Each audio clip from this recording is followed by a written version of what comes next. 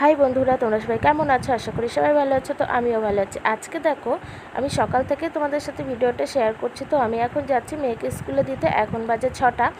তো ওকে আমি স্কুলে দিতে যাচ্ছি। তো স্কুলে আমি দিয়ে এসেছি। এদিকে আমি বাড়িতে এসে বাসনগুলো মেজে নিচ্ছি। তো আমার বাসনগুলো মাজা হয়ে গেছে।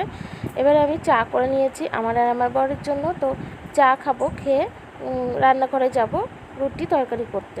তো চা খাওয়া হয়ে গেছে আমাদের। তো আমি দেখো এদিকে আটা মেখে নিচ্ছি রুটি করব বলে। তো আটাটা আমার মাখা হয়ে গেছে, আমি লেচি করে নিয়েছি। এবারে আমি রুটিটা করে নেব। তো দেখো আমি রুটিটা করে নিচ্ছি। তো রুটিটা আমার করা হয়ে গেছে। রুটিটা আমি ছেঁকে নিচ্ছি। তো এবারে আমি একটা চাল কুমড়ো কেটেছি। তো সে চাল কুমড়োটার তরকারি করে নিচ্ছি। জাস্ট 5 ফোড়ন আর কাঁচা লঙ্কা ফোড়ন দিয়ে আমি চাল কুমড়োটা করে নিচ্ছি। দেখো হয়ে গেছে। লাস্টে নামানোর আগে একটু ধনেপাতা কুচি দিয়ে নামিয়ে নিলাম। তো এবারে দেখো আমি দুপুরে রান্নাবান্না করব। তো এদিকে ভোলা মাছ আর পার্শে মাছ রয়েছে, সেটাকে কেটে ধুয়ে রেখেছি নুন হলুদ মাখিয়ে। তো এবারে দেখো আমি ভেজে নিচ্ছি। তো মাছটাকে আমি এবার রান্না করব। তো আমার মাছটাকে ভেজে তুলে নিয়েছি।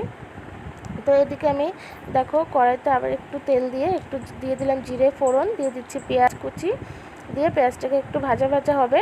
তো এবার আমি দেখো একটা মশলা দেবো। এখানে আছে জিরে, সর্ষে, কাঁচা লঙ্কা আর রসুন। তো এটাকে আমি একসাথে বেটে নিয়েছি। নিয়ে মশলাটাকে এবার কষিয়ে নেবো। দিয়ে দিলাম হলুদ গুঁড়ো, দিয়ে দিলাম লবণ, দিয়ে মশলাটাকে আমি একটু ভালো করে কষিয়ে নেব।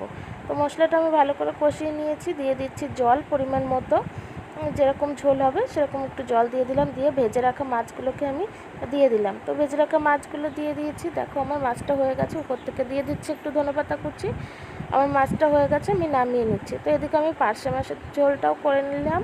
এটা হচ্ছে শুধু সর্ষে বাটা দিয়ে। তো আমার রান্নাবান্না কমপ্লিট। দুপুরবেলার পার্শে মাছের ঝাল, ভোলা মাছের ঝাল আর চাল কুমড়োর তরকারি।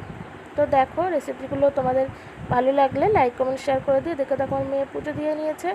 আর দেখো বৃষ্টিও এসে গেছে। তো আজকে তোমাদের সাথে এইটুকুই শেয়ার করার ছিল।